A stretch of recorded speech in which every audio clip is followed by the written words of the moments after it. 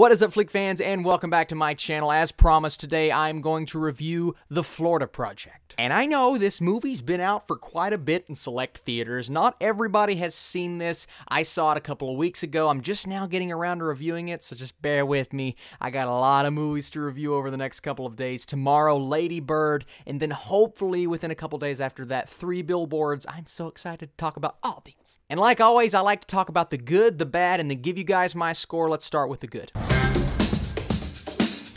And I'm going to start keeping my reviews a little bit shorter, a little bit sweeter, more to the point. That way I'm not like prolonging the videos. So The Florida Project is brought to us by the guy who directed Tangerine. If you guys haven't seen that movie, it's a great example of what you can do with limited opportunities. That entire thing was filmed with an iPhone, so that's interesting. But this movie is filmed with the good stuff. It's got the good editing, the good cinematography. Everything visually about this movie is good, and he is back and at it again, and he brings us a wonderful film with wonderful acting. The story goes like this. It revolves around a little girl and her mother. They live in a part of Florida. It's kind of, you feel sorry for the people. They're going through some things. They're having to deal with their own circumstances, but it tells the story through the point of view of the children, and then you have William Dafoe as the father figure, the guy who's over the hotel or the place that they're staying at. And I've already said this movie is gorgeous, but it's not just gorgeous. It's not one of those movies that you watch and it's like, oh, the visuals were great, but the story was kind of hollow. No, this movie feels like a documentary to me.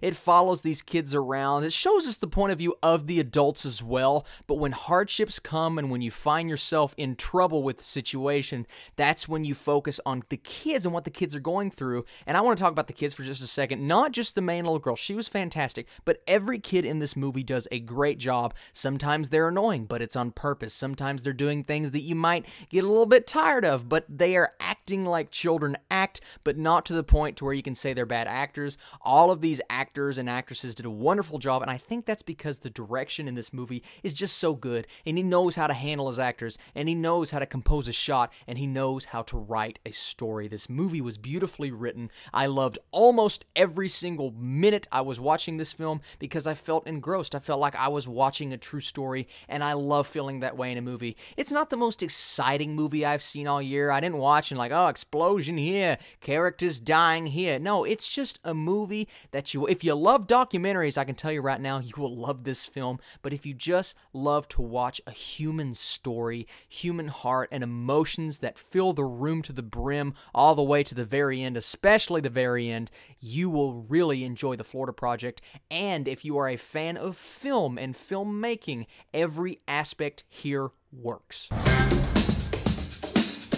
I only really have 2 problems with the film. My number 1 problem is the film is maybe a little bit too long. There are a couple of shots and moments that I think could have been shortened a little bit, and a couple of scenes that are kind of repetitive. It's the kids doing certain things, going to certain places. Yeah, we get it. We've seen it. I'm not opposed to it because I really enjoyed following these kids and their story, but if we wanted to trim the movie down, maybe we could have shortened that stuff down a little bit. And then maybe my biggest flaw with this movie is the ending. I did not love the final scene. Now, the build-up to the final scene was great, and then the movie gets to a point, and then it just kind of ends. And you're like, wait a minute, is there not more? I felt like there was more to this scene, there was more to this movie, and the entire movie you get no music, no score until that very last scene, and then the score comes in, and it's kind of like, man, I felt like that would have been okay if we would have gotten one more scene, but I felt like the way that that movie ended right there at that moment, I don't think it worked.